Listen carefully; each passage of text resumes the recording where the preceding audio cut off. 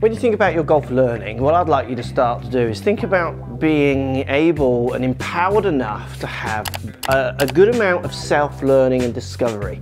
There's research that hints towards and shows that if you work something out yourself rather than say, I tell you, it sticks with you for longer, maybe ever. It's a discovery that you make that you just put in a place in your brain that you can open a drawer and pull it out whenever you need it, opposed to something when you come for a lesson and I teach you, you retain some of it and some of it you drop and you might not remember it forever. It's that classic kind of case of had a lesson, played well, kind of forgot what I'm meant to be doing, got a bit jumbled up with feelings. So self-discovery, top 5 self-discovery tips that you can use at the range or when you're playing to help you play better, even when you're not playing that well.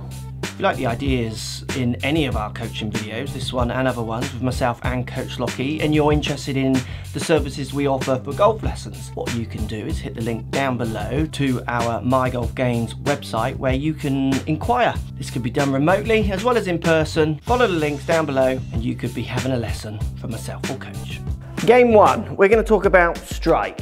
So yes, you're allowed to practice where you strike the ball on the face. Post in the comments down below. I used to ask my students this all the time. How much have you practiced your putting compared to how often you've practiced where you strike the ball or the ball on the face? And most people have practiced their putting or iron play or driver far more than they practice hitting the ball in different parts of the face. So I'm going to start by trying to hit one high toe, then I'm going to go low toe, then I'm going to go low heel, and then I'm going to go high heel, and I'm going to try somewhere near the middle. High toe to kick me off. Definitely toe side. Let's call that low toe, so I'm going to try and hit it a little higher toe. Same tee height, I'm literally going to just try and deliver that club millimeters lower at the bottom, but on the same toe side. Unfortunately, I didn't do it. Look, a little bit lower, so that's something I'm going to work on. Now I'm going to go low toe, which is kind of where those two were. Yeah, that was low toe. Look at that. Oh, straight bullet. Low toe, achieved. Low heel next. A little bit change in where I'm addressing it, a little bit more out of heel. I'm going to try and deliver the club a little higher, which means kind of getting up through my impact position feelings. Oh yeah, I reckon that's low heel. So what I'm doing is I'm trying to learn the patterns of how I move this strike, the feelings, how I'm pushing, how I'm swinging, how I'm setting up. Just in the low heel, just there. I'm going to give myself it. It's definitely more in than out. Now I'm going to go high heel. So the same ideas, dress it slightly out the heel, just going to now deliver that club a fraction lower. Oh yeah, I reckon that was high heel. Yep, done that one first time. High heel, and now I'm going to go actually, because I'm quite happy I can get somewhere near my sweet spot, which is about the cursor here. I want to get this high toe ticked off a bit better. Oh, is that high enough?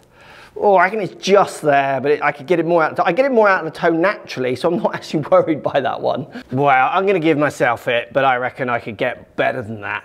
I'm going to look for patterns in feelings. I'm going to look for patterns of places of the face I can't hit and work on hitting them, because I've had lessons who always hit the ball a little bit out the heel and it costs them. And I say, can you hit it out of the toe? And they say they don't know, because they've never practiced things like this. Self-discovery on finding different parts of your face is massive for improving your strike. Let's think low point now. So where your club contacts ball in relationship to ground, if you take more divot ahead of the ball before, fatten and thin, those kind of ideas. Yes, you can practice this. So I'm going to do a swing here where I move back, stay back, definitely ground first, ball goes quite high. And this is what self-discovery is about, and I do this a lot with students. Getting them to actually make faults allows them to find out where some better moves are. So I'm going to do one now where I step forward. And I definitely feel that low point when I actually move horizontally that way moves forward, but I think I still had quite a lot of interaction with the ground there. So low point was forward, but I still felt like I could duff that. There was a lot of scraping of the mat. So now I'm going to get up through left leg. So I'm going to make a downswing where I feel like left pocket goes way up, really push up through my left foot. And for me, this is where I find I get my sweetest strike. This is where low point is forward and the interaction with the ground is successful more than not. And it's those self-discoveries of feeling what backwards, feeling like forwards, feeling what like moving up feels like, that allow you to find that sweet spot a little bit more often. Wrist angle self-discovery. Now I do this loads of students. I've done it with my eldest. I used to do it as a kid all the time. So what I'm going to do, I'm going to hit a swing where I DJ my wrist. So I really get that wrist bending backwards. So really flexing it, watch what happens to the ball. Then I'm going to hit one where I really extend it, so cup it, this lead wrist. See what happens to the ball. And from my two extremes, I'm going to try and find some kind of middle ground. So let's go bow wrist to start off. So flexion, really put that lead wrist in as much flexion as I can.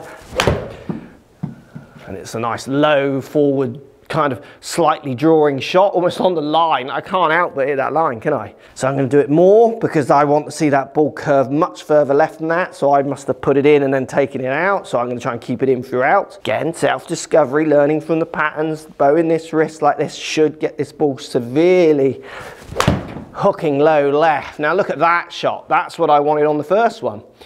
Think about that shot. That is only a bad shot if you're trying to hit a straight shot. That is now a brilliant shot if I'm 130 yards out and I want to hook it round a tree. These are skills, self-discovering skills that you can use to help you hit target more often as well as get out of trouble. So I'm now going to go the other way, going to extend the wrist as much as possible. Keep that extension in. Look at it, high cutty shot. Again, that's a shot I can use. It goes nowhere, but I'm going to use it to go over things. I'm going to use it to shape the ball other ways. And then what I'm also going to do, which is the brilliant self-discovery part, is find my tolerances of both sides and then try and find some kind of middle ground. As with most discussions, if you listen to both sides of the discussion, it's much easier to form a good, valid opinion on what you're trying to solve. And golfers try to only hit that kind of zero middle spot too often. You've got to be able to do the other sides, I think, for you to be able to go to the range and play self-correct, not just have to pay for lessons all the time. This is one that really applies to me at the moment, and I want you to think about it a lot more. People are scared to do this. Hard and soft hitting. That's me hitting a driver as hard as I can, only 112, but oh, it's a line ball. Go on. Oh. Now, this is me trying to hit fairway, so that was a 112 clubhead speed.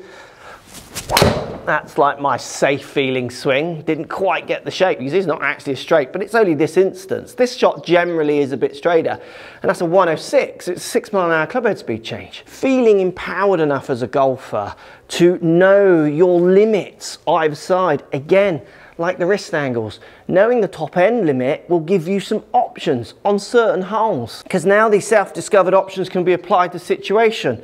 I would argue in this situation, needing a birdie, the fast swing's going to work. Needing to just finish and get off the course without losing a ball might not. So I'm going to need to understand where my top end shots go. 112 club splashing.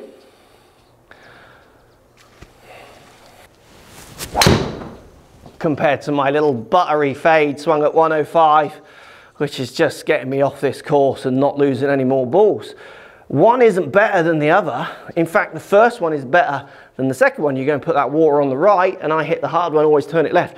I'm just going to smash it up this hole. You put it up the left, and I can toe draw it like that. I might choose the other option. Golfers just go generally at a pace, and they always relate swinging faster to being more offline. Now, on this instance, it was more offline. But if you go and put the water in a different place, or the fairway shape's a different way, that first shot, the toey draws, could be in play 20 yards, 10 yards further up and give you more options. Learn top and bottom ends. And with most of these tips, that applies to irons as well. This is an 8 iron and I'm 165 yards. If I want the ball to stop really quick, I'm going to use the most lofted option I can. Might not reach, but I need to know that. And I need to know what my hard hit 8 iron does. Can I get it to that distance? Look, oh, it's a real push. Slightly better strike on that, and that ball's stopping. Compared to me having to go in with soft 7s, which obviously can work. Not struck great. It's going to be a good result, but look how much lower that's coming in. It's just going to keep rolling on, and look at it go. And I know this green is pitched. That's where knowing my top end 8 iron and my little 7 iron works can help me get closer in situation. And that leads me on perfectly to my last little cheat for you to self-discover.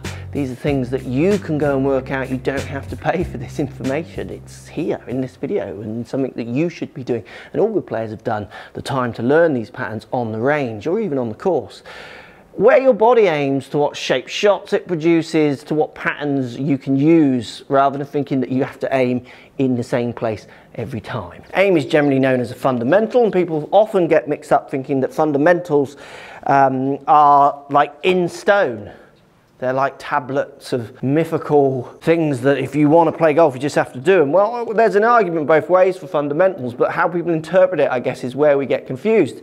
So I'm going to hit my 8-iron to this 165 slopey green, and I'm aiming slightly down the right, because if I want to give this some, I tend to get, generally, a little bit of draw. So I've aimed down the right, see it's drawing back. I'm not aiming at that target. I'm aiming in a different place. Aiming to the right encourages me to get different speeds from the way I use the ground. These are things I've self-discovered and learned. A coach wouldn't know these things unless they were with you for so much time. So again, if you're having half-hour lessons, they just won't have time to get to these parts. These are the parts you need to be doing. Where the soft 7, I'm pushing the ball slightly further forward. I'm aiming now more up the left. I don't want to hit this powerful shot. I want to get a nice little feathery shot. Generally it's just a little bit of cut, if anything. Oh, straight at it. Don't go in on camera. Oh, it is a soft stop. Maybe I just can't hit it close to this flag. But my aim on those 2 shots measured probably was around 20 degrees difference. It was massive. So you can use your aim to encourage different movements. More opening up ideas, you might want to stand naturally more open. More sliding ideas, you might want to stand square to slightly closed. You are going to move your aim around to play golf, subject to the shot you're hitting, the club you're hitting. And these patterns have to be self-discovered, or you're going to spend a lot of money asking some pretty basic questions to a coach who thinks, well, thank you for paying me for this, but you could be doing this yourself. Let me know in the comments down below.